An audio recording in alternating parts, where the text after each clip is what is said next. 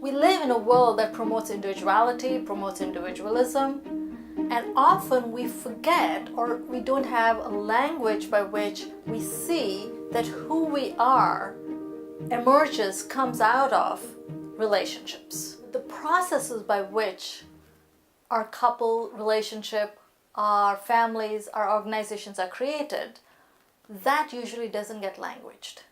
And those spaces, what happens in between people, among people, between groups, are the relational spaces. What drew me to relational practices is the fact that it's so dynamic. It gives us language, it gives us a way of understanding, it gives us a way of seeing how who we are is not something, it is a very dynamic process. It emerges from a dynamic process, and it's not that who I am. Like when you ask people, who are you? We talk as if we are already fixed. Instead, we are constantly becoming. So what do I mean by becoming? Becoming is the process by which we are co-creating each other, the relationship, and the world around us. We are dynamic beings, and the world around us is dynamic. There's nothing stagnant. We are all in a relationship. We are all interdependent. In the back and forth of engaging with one another, we create who we are becoming. But we are never not interacting. Even when you are by yourself reading a book, there's an imagined author you're engaging with. There's a conversation that might be going on in your head. So we are constantly creating ourselves and that which comes next. But these happen not in isolation. They happen against the backdrop of our lives, the histories, the cultures, the immediate background within which we are located. And that's true for anybody else who we are engaging with. So becoming is a very dynamic process. And it's not only the individual who's becoming, not the person only, but we're also making the world around us. It's not just the fact that there's a mom and a dad, or two moms or two dads and a couple of children that makes the family. That's a very entity-based. That's a very, like every person coming together forms a family. No, there's more to a family. It's the dynamics, it's those invisible threads that we may call as bonds or relationships that make up a family. How are we engaging with one another to create the best possible family, to create the best possible team, to create the best possible organization? What is the culture we want to create? All of that gets created through the process or through the activity of relating. So conversations and relationships go hand in hand, and they make up this process of relating and becoming. So in the process of trying to understand what is relational, what I discovered is we can, for the purpose of this conversation, talk about it in three different ways. One way is to think about it as relationship, as a thing, as an entity. Two people coming together create a third thing, and that thing is a relationship, whether it's work or a couple. The second way to think about relational is, from the systems viewpoint, relationship as a system. Human beings as systems. What we do as systems, what we create as systems.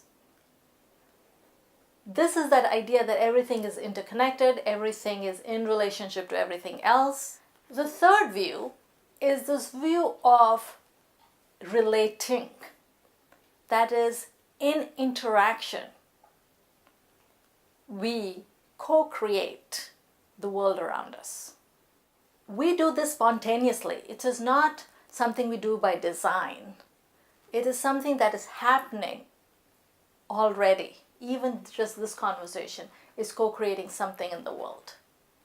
And how do we get curious about that? How might we start attending to what that is, usually an invisible but a very felt and real experience? Because it's an experience through which we create each other, the conversations, and the conversations go on to organize the world around us. So they have very powerful implications for everyday life and living. my interest over the years has been like, I'm zooming into what is relating. How do we do this activity of relating? And there are lots of these practices about good project management and what are people's roles and good communication strategies and how people communicate depending on their personality. But what I found that was missing was the language by which to speak to those in-between spaces, those spontaneous moments, and what gets created in those spontaneous spaces and relational spaces. So I started referring to that as relational play. Relational play is the ability to co-create with agility and spontaneously, organically with one another. It is the process by which we attend to the emergent, to that which we haven't yet named. In the moment that we are interacting, how are we organic? How are we playing to create that which we want to build? It can be an organization, it can be a project, it can be a community, it can be a family, it can be a couple. So one way that I have helped us kind of be mindful about the activity of relating is to talk about these 4 practices. First is presence. And how might you invite more of a spontaneous, more of organic presence rather than something that has to be planned and prepared? Second is listen with curiosity. The process of relating involves at least 2 people. So how might we be curious with what the other person is offering? How might we listen to be surprised? How might we listen to notice something that we have not usually noticed in this relationship? And how can that open up to the third way of practice, which is attending? Attending to what is emerging, attending to that person's context, attending to our collective context, attending to one's own context. What are we co-creating here together? And the last one is, it comes from improvisational theater or applied improvisation, which is yes and. It is receiving what comes your way as an offer, something to build on rather than to block. These 4 practices put together spell PLAY. It is our presence, listening with curiosity, attending to context, emergent, and what we are co-creating, and last, receiving everything as an offer, yes and. Play is the life force of co-creation. When you find yourself in a polarized situation, when you find yourself across differences, we're often in our rational logic, meaning you're wrong, I'm right.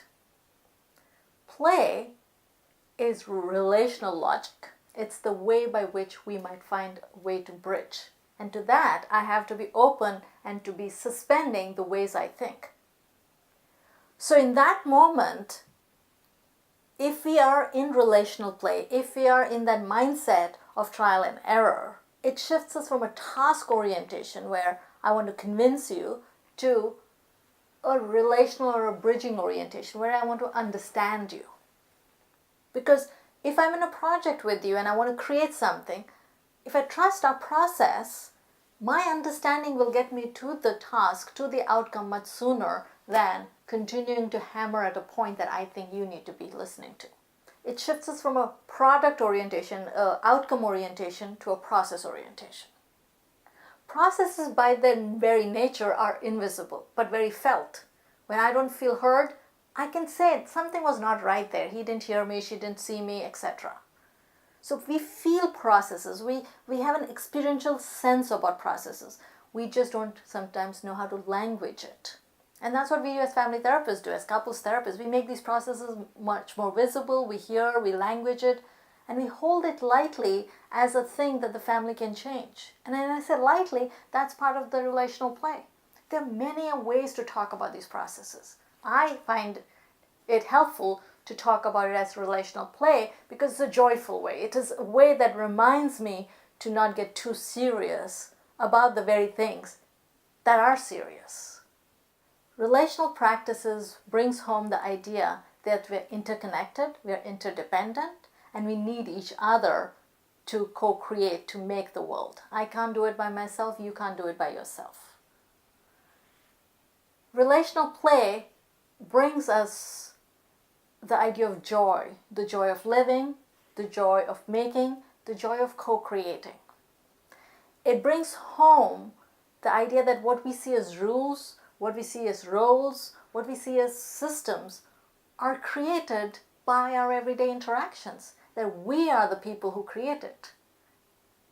The culture that we may like or not like was created by us. It is a collective effort and we can change it. So the implications of relationality or relational practice is huge because it brings us hope, a sense of agency, and possibilities. It brings this idea that we can change that which we are a part of. It's not happening to me. I am part of it. As it happens to me, I happen to it. And in that back and forth, we can shift. We can make a different world. We can make a different organization. We can make a different community. We can make a different family. Things are not stagnant. Things are not stuck. But things are in constant dynamic flow. And I, along with the people I'm in relationship, can shift that flow.